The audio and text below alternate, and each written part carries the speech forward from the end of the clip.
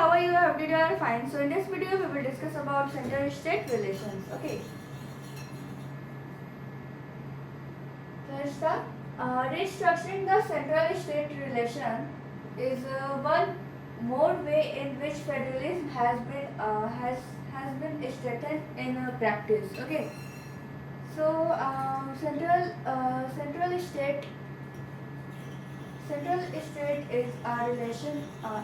Central state relation is one more way in which federalism has been strengthened in practice. Okay. How the constitutional arrangements for sharing power work in reality depends to a large extent on how the ruling parties and the leaders follow this arrangement. Okay. It means how the constitutional arrangements for power sharing working in a reality, it's depend on the political parties and the leaders. Okay, that how they follow these arrangements.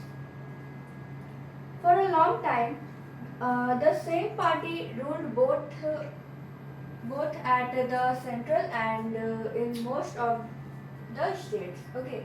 For a long time, the same party has ruled both at both level, at central level and also in many states. Okay, almost in most of the states. Okay, only same party ruled both levels. Okay, like central and in most of the states. This means that the state governments did not exercise their rights as autonomous federal unit. Okay. So only same party ruled both at central and in most of the state. Okay, it means that the state government. Okay, it means the state government did not exercise their rights as autonomous federal unit. Okay, so there is no state government. Okay. Only the same party ruled both levels of government, like state and at state and central. Okay.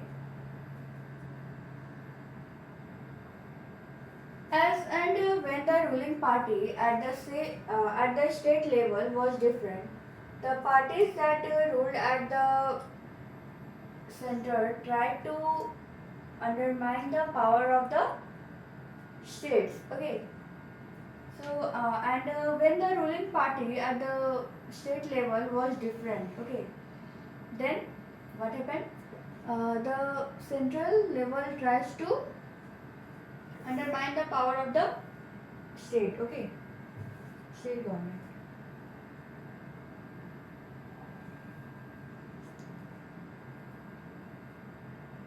Okay. In those days, the central government would often misuse the constitution to dismiss the state governments that were controlled by rival parties. Okay. Okay, it means in those days the central government would often misuse the constitution to dismiss the power of the state government. Okay, that were controlled by the rival parties. Okay.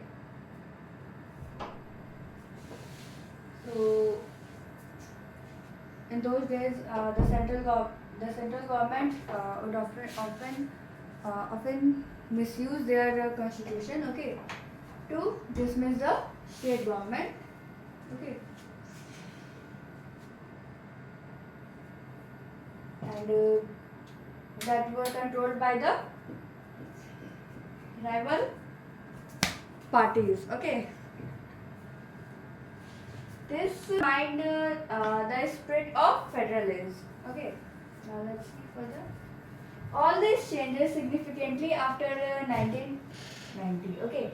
All these changes significantly in after after the year 1990. Okay, 1990. This period saw the rise of regional political parties in many states of the country. This was also the beginning of the era of coalition governments at the center. Okay, here is a new word, that is coalition government.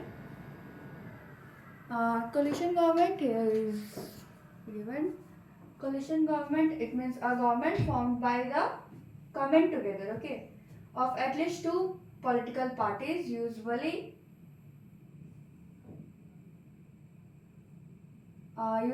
partners in a coalition for form a political alliance and adopt a common program. Okay, this one is the meaning of coalition government. It means a government that is formed by coming together. Okay, it means coming together. It means two or more parties come together to form a big unity. Okay. Since no single party got a clear majority in the Lok Sabha, the major national parties had to enter into a alliance with many parties, including several regional parties, to form a government at the central government. Okay. Since no single party get majority in the Lok Sabha. Okay.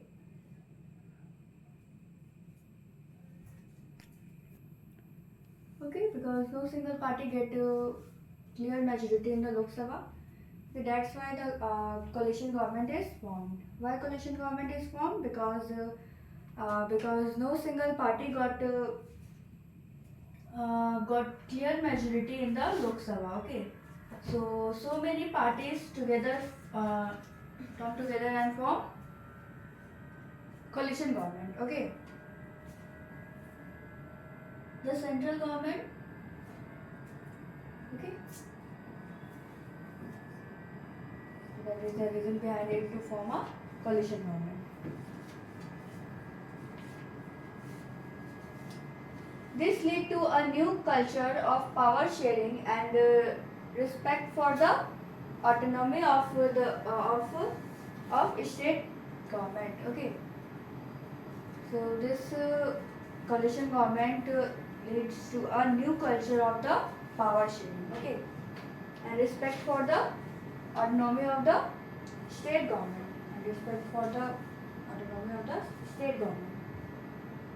This trend was supported by a majority judgment of the Supreme Court that made it difficult for the central government to dismiss state government in any arbitrary manner. Okay. Okay, this trend was supported by the major judgment of the Supreme Court. Okay, and that made it difficult for the central government to dismiss the state government. Okay, like earlier, state government. Here you can see that central government would often misuse the constitution to dismiss the state government. Okay, so after this trend was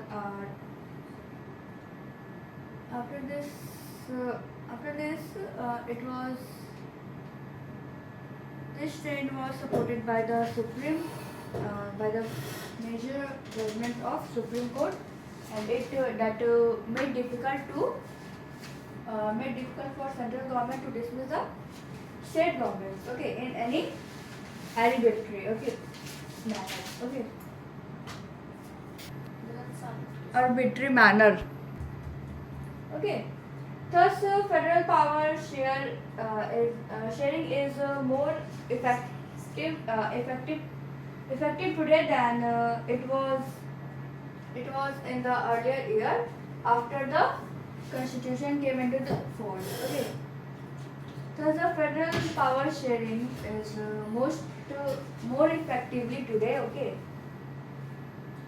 Then it was in the earlier year after the constitution came into the force. So this one is all about the interstate relation. Okay.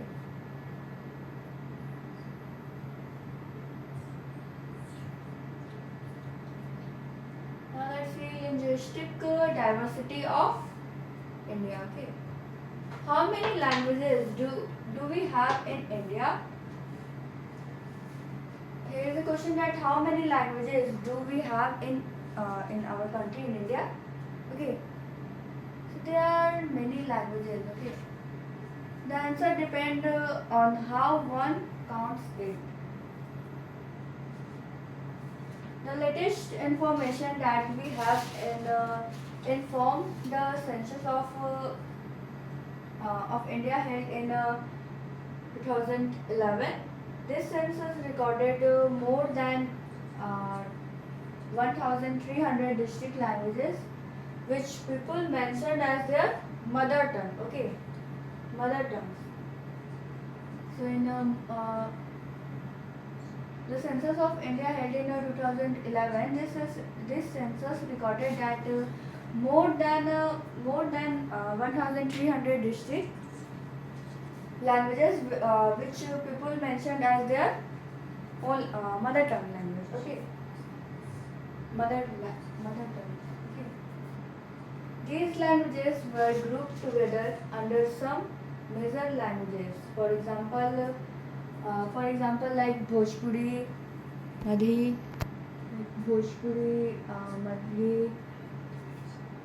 Bundi, Khari, Chhattisgarhi, Rajasthani, and many others were grouped together under Hindi. Okay. Even after this grouping, the census found 121 major languages. Okay. After this grouping, the census found 121 major languages. Okay. Of these, 22 languages are now included in the 8th schedule of Indian Constitution and are therefore called scheduled languages. Okay. So there are 22 scheduled languages. Okay.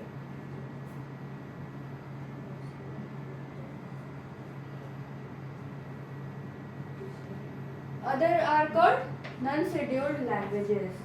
In a term of languages, India is perhaps the most diverse country in the world. Okay, in the term of languages. Okay, there are 22 scheduled languages in India. Okay, they are called scheduled languages, and otherwise, and other languages is known as non-scheduled. Okay. A look at the enclosed table makes it clear that no one language is mother tongue of the majority of our population. Okay. Look at the table. Okay. It makes clear that no one language is mother tongue of majority of our population. Okay. Do you know any?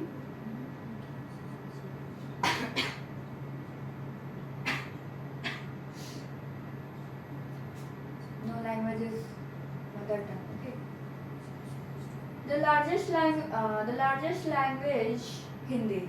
Okay, is the mother tongue of only about 44% Indians. Okay.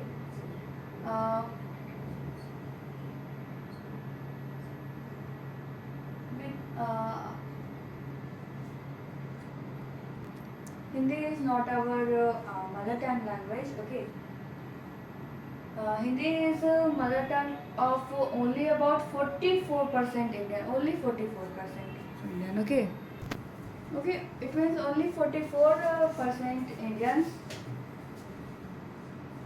Indians' mother tongue is Hindi language. Okay. If we add to that all those who knew Hindi as their second or third language, the total number was still less than 50% in 2011. Okay, there is a census of about held in India in the year 2011. Okay. As for English, if we add all those who knew Hindi as their second or third language, after that the total the total number was still less than 50%. Okay, in the year 2011. As for English, only 0.02% Indians recorded it as their mother tongue language. Okay. Other 11% knew it as a second or third language, which English. Read this table carefully, but you need to not memorize this. Memorize it. Just do following. Okay. So you can see that scheduled languages of India. Okay, scheduled languages of India. There are 22 scheduled languages. Okay, Assamese, Bengali, Bodo, Dogir, Gujarati, Hindi, Nana, Kashmiri. Okay, there are 22 scheduled languages. Okay. No any languages is mother tongue. Okay, but Hindi or English is known as you can say official language. Okay, there are two official language, Hindi or English. No one is mother tongue. Okay, so I hope you understand.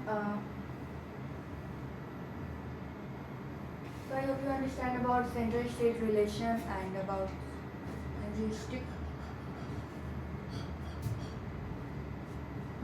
diversity of India. Okay, so that's all for today. Thank you. Have a nice day.